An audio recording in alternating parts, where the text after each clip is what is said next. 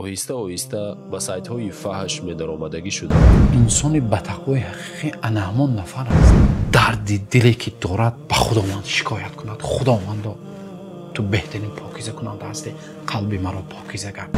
شیطان انسان رو آهسته آهسته آهسته آهسته به گناه کشاله میکند که خودش به گناه کبیره دست زدگیش رو نفهمیده میمونه و نتیجه اش نعوذ بالله چی میشود؟ زنا میشود. والعینان تزنیان، چشم ها زنا میکنند. فردا روز قیامت نزد خداوند من چی جواب میدهم؟ بیهوده بیهوده وقتی خود را در شبکه ها صرف نکنند. سلام علیکم استاد. و علیکم السلام و رحمت الله. راستی دیر باز با شما درباره یک موضوع صحبت کردنیم، ولی نمیدونم از کجا و چه خیلی آغاز کنم. بسیار شرمنده ام استاد. از روزی که به اینترنت دسترسی پیدا کردم، آهسته آهسته به سایت های فحش می درآمدگی شدم و در آخر اسیر آن سایت ها گشتم. بله، متاسفانه بعد پیدا شدن اینترنت و شبکه‌های اجتماعی بسیاری از جوان‌ها به چنین یک وبا گرفتار شدند و البته این نفری که نوشته است تنها نیست. اکثریت جوان‌ها به این وبا گرفتار شدند و البته به این نفر گفتنیم که احساس شرمنده هم گفتند، احساسی که از داخل خود را سرزنش میکنم. انشالله این یک نشانه خوبی است. انسان وقتی دلش غش میکند، یک ترس پیدا میشود، این انشالله یک امید نیکی از چنین نفرها هست. تا حال این برادر البته به این بیماری گرفتار شده اند.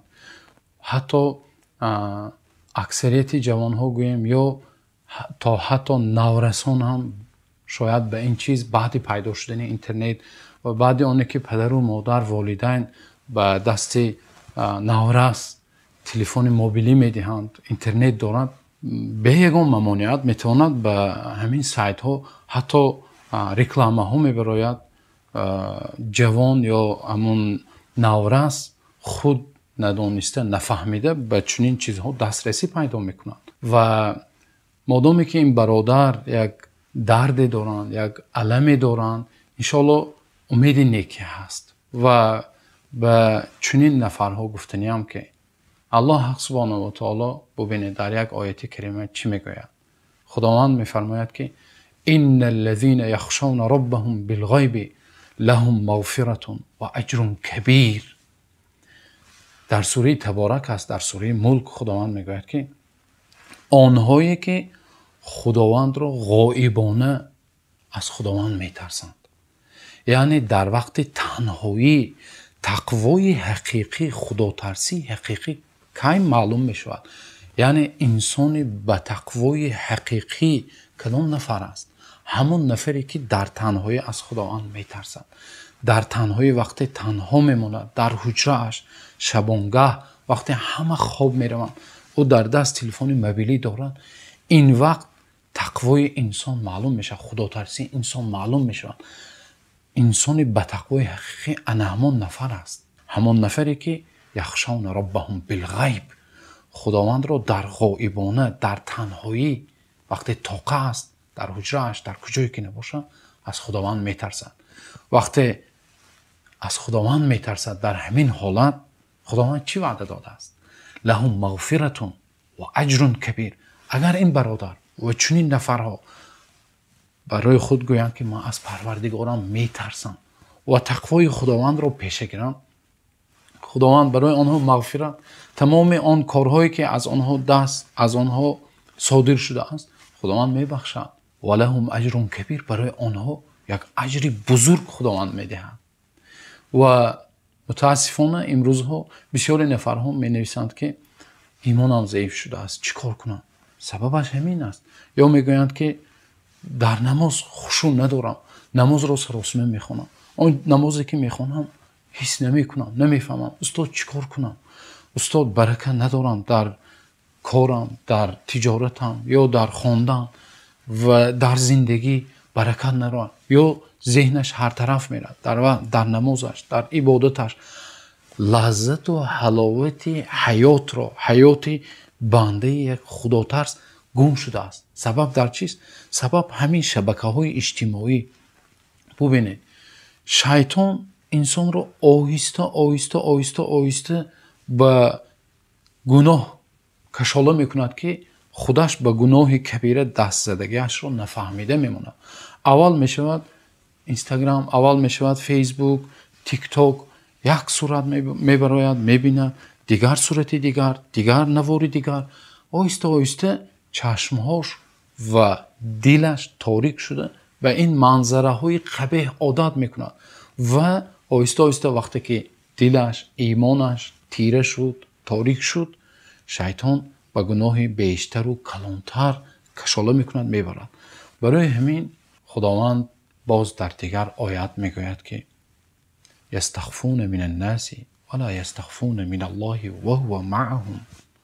آنها از مردم پنهان میکنند، وقتی گناه میکند درهایش را محکم میکند، تیریزه ها را محکم میکند، یا یک جایی میآید که برای خود شرایط مهیا میکند. ولا یستخفون من الله وهو معهم. و آنها از خداوند که همیشه همراه آنها است از آن پنهان شده نمیتوانند. از خداوند ما یگون چیز رو پنهان کرده نمیتونیم. حتی مورچه‌ای که در زیر زمین است، الله هر یک قدم ها و هر یک حرکت های آن از آن آگاه است. بنابراین امروز یک زمان شده است که مثل یک طوفان جامعه ما و شما رو به فحشا و به فساد برده ایستاده است و برای ما و شما ایمان ما و شما همچون یک گوهر است.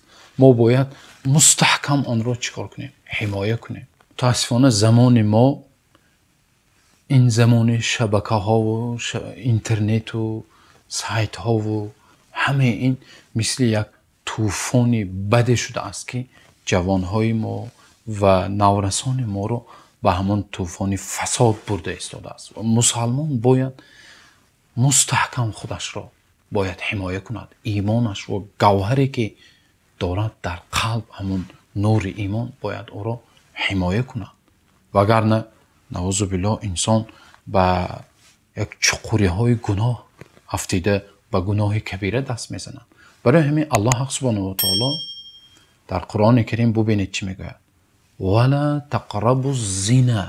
خداوند میگوید شما به زنا نزدیکی نکنید. نگفت که شما ای جوان ها، ای مرد ها، شما زنا نکنید، نگفت نزدیکی نکنید. گفت یعنی همه این چیزها نزدیک کننده جوان ها رو نزدیک میکنند و نتیجهش نعوذ بالله چی میشود؟ زنا میشود. برای همین پیامبر صلی الله علیه و آله در حدیث صحیحی که امام بخاری و امام مسلم روایت کردند چی میگویند؟ والعینان تزنیان. چشم ها زنا میکنند. و زناها النظر. زنای چشم چی است؟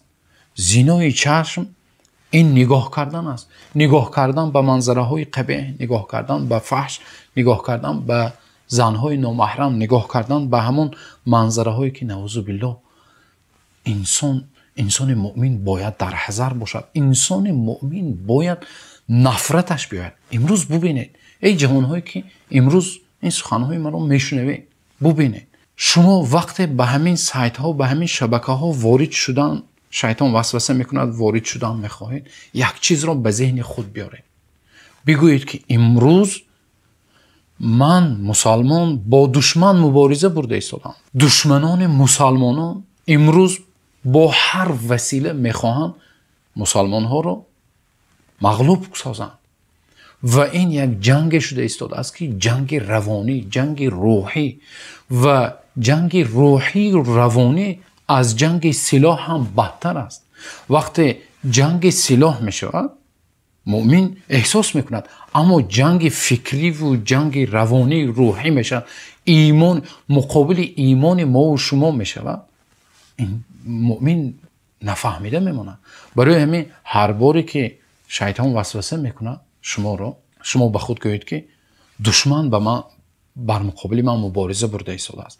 وقتی من به این شبکه ها، به این سایت ها، وقتی من این نوارها و این عکس ها رو میبینم، گویا دشمن بر بالای من غالب آمده ایستاده است. و هرگز نمانیم که دشمن اسلام علیه مسلمان ها غالب بیاید. شما با جوانهایی که به این بیماری گرفتار شدند برای خلاصی یافتن از این راه چی توصیه میکنید؟ بله، بسیار سوال مهم. برای جوانهایی که به چنین گناه گرفتار شده اند، به چنین وبا گرفتار شده اند، یک چند پیشنهادهای عملی یا توصیه ها دادنیم.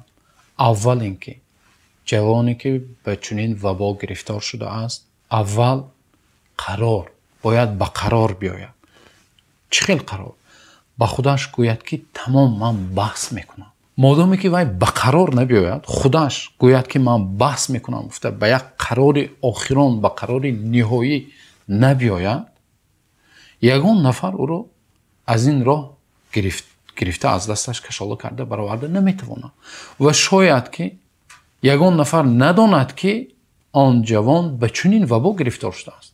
انسانی که به نشأمندی گرفتار میشه معلوم است، جامعه همه میدونند و پدر و مادر و دیگر و غیره ها کوشش میکنن، حرکت میکنن که معالجه کنن به نشأمندی و به چیزهای مخدر گرفتار شده انسان را. و اینچنین انسانی که به دیگر بیماری ها گرفتار میشود، تأثیرش وقت شفا مییابد، تأثیرش همش میرود. اما مشکل و مصیبت این وبا چی است؟ در چی است؟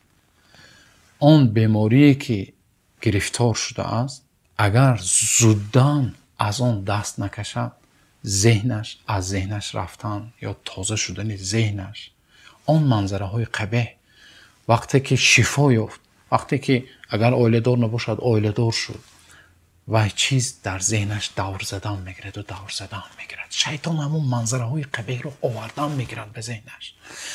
دیگر حلاوت نماز را چنانه که گفتیم گم میکند، حلاوت زندگی رو گم میکند. وقتی آیله دار میشود شروع میکند به مقایسه کردن آیله اش به همون نوارها و عکس هایی که تماشا کرده بود، دیده بود، در ذهنش صورت مانده بود، به همون یعنی بیماریش شفا یافتنش بسیار مشکل است. برای همین هر چیز زودتر باید قرار کند که گوید که تمام من بحث میکنم، قرار نهایی. این یکم توصیه. دویمش الله حق سبحانه و تعالی همیشه برای ما و شما یاردم دهنده و یاری دهنده است. چنانه که در نمازها ما 5 وقت نماز میگوییم ایاک نعبد و ایاک نستعین، پروردگار تنها تو را عبادت میکنیم و تنها از تو یاری میجوییم. همیشه از خداوند یاری جوید، به جز پروردگار دیگر یگان نفر در این حالت یاری داده نمیتواند. دعای پیامبر صلی الله علیه و سلم که اللهم آت نفوسنا تقواها و زکیها انت خیر من زکاها انت ولیها و مولاها، این دعا را حفظ کند، عزیز کند و همیشه در نمازهایش، در دعاهایش دعا کند پروردگار تو خودت از همین باطلاق فحش و فاحشگی مرا خودت نجات ده.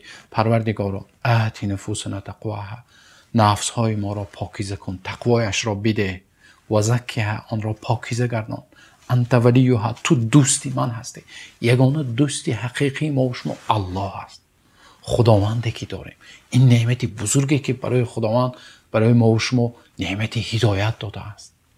و زکیها انت خیر من زکاها، تو بهترین پاکیزه کننده نفس های ما هستی. پروردگارو با خداوند داد و وای، با خداوند مناجات کند، درد دلی که دارد با خداوند شکایت کند. خداوند تو بهترین پاکیزه کننده هستی، قلب مرا پاکیزه گردان. این چنین سیومین وصیت این است که خودش را حساب و کتاب کند، یک بار شیند و با خود گوید که چی چیز مرا به این حالت رسانید، من چیکار کردم که به همین حالت، به همین وبا، به همین بیماری گرفتار شدم.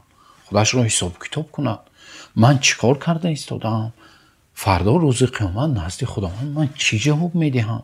این گناهی کبیره که این فحش و فاحشه که من در آن گرفتار شدم، من چیکار میکنم روز قیامت نزد پروردگار وقتی ملاقات خداوند میروم؟ خودش را حساب و کتاب کند و شریط یا همون لنته حیاتش را، زندگیش را از نو یک بار برگردان کند، فکر کند که کدام کارها سبب شد که همون جوان به همین چیزها گرفتار شد. یعنی حساب کتاب نفس خود، هر یک انسان باید خودش را حساب کتاب کند و چنین جوانها، چنین نفرها باید خود را حساب کتاب کنند. و همچنین وصیت بعدی این است که وقتی حساب کتاب میکند و میفهمد که چی چیز غریزه ها و شهوت او را و یعنی دل او را به همین چیز برده میرساند، این چهارمین وصیت است که هر محرک و هر آن چیزی که جوان را به همین چیزها، به سایت های فحش و پورنوگرافی برده میرساند، آن را پراکنده کردن. یعنی چنانه که گفتیم شیطان از معده چویده آغاز میکنه. وقتی جوان، اکثریت جوان ها اگر همه نباشن، حتی نورسا امروز اینستاگرام دارن، امروز تیک تاک دارن، آغاز گرفتار شدن به این وبا از همین سایت ها و از همین شبکه ها آغاز می شود. از یک رکلام، از یک عکسی که می براید، آهسته آهسته چشم انسان عادت می کند و آهسته آهسته شهوت و غریزه جوان را تحریک، یعنی می جنباند. برای همین هر چیزی که اینترنت باشد، تلفن باشد، بیهوده بیهوده وقتی خود را در شبکه ها صرف نکنند.